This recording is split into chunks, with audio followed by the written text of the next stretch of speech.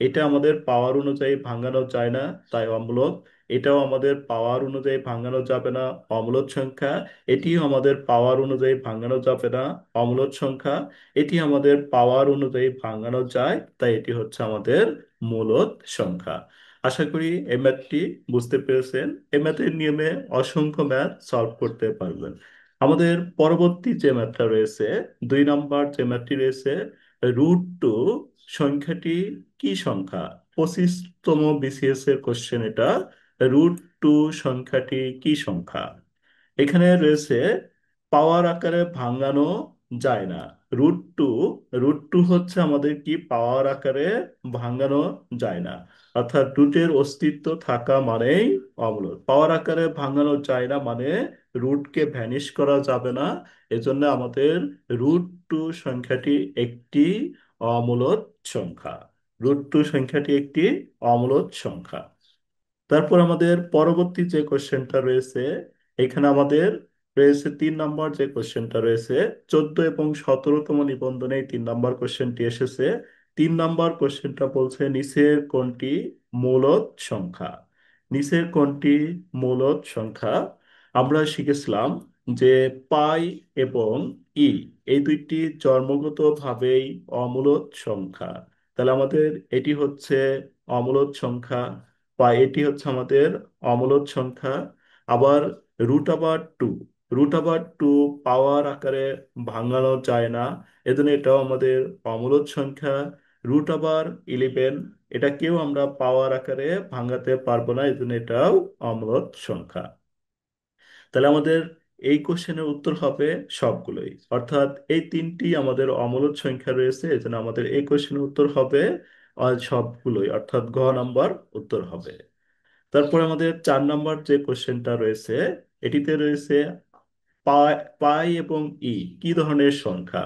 আমরা জানি, কিছুক্ষণ আগেই শিখেছি আমরা পাই এবং ই জন্মগতভাবেই অমূলদ সংখ্যা। তাহলে আমাদের হবে এটি অমূলদ সংখ্যা।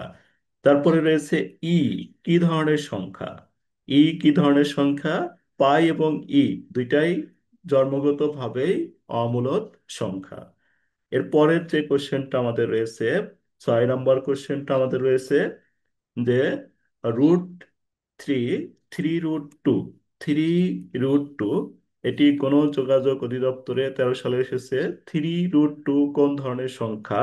এই 3 রয়েছে, এর সাথে রয়েছে √2, অর্থাৎ এই √2 কে আমরা পাওয়ার অনুযায়ী ভাঙাতে পারবো না, অর্থাৎ রুটটা ভ্যানিশ হবে না। রুট যতক্ষণ থাকবে এতক্ষণ আমাদের এটি হবে অমূলদ সংখ্যা। এর পরে যে সংখ্যাটা রয়েছে, পরে যে ম্যাথটা রয়েছে, এটি আমাদের খুব সহজ একটি ম্যাথ। দেখেন, এখানে আমাদের কিপ √5, তাহলে কিপ √5 এটাকে আমরা পাওয়ার অনুযায়ী ভাঙাতে পারবো না।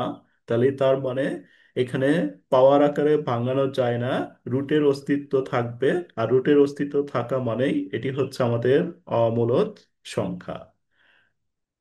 9 নম্বর আমাদের বলছে কোনটি মূলদ সংখ্যা। 8 নম্বর, কোনটি মূলদ সংখ্যা? তাহলে মূলদ সংখ্যা হওয়ার জন্য আমাদের আমাদের প্রথম যে কোশ্চেনটা রয়েছে √3, তাহলে √3 কে আমরা পাওয়ার অনুযায়ী ভাঙাতে পারবো না, এজন্য এটি অমূলদ সংখ্যা, তাহলে এটি উত্তর হবে না। √11, √11 কে আমরা পাওয়ার অনুযায়ী ভাঙাতে পারবো না, এটা আমাদের অমূলদ সংখ্যা।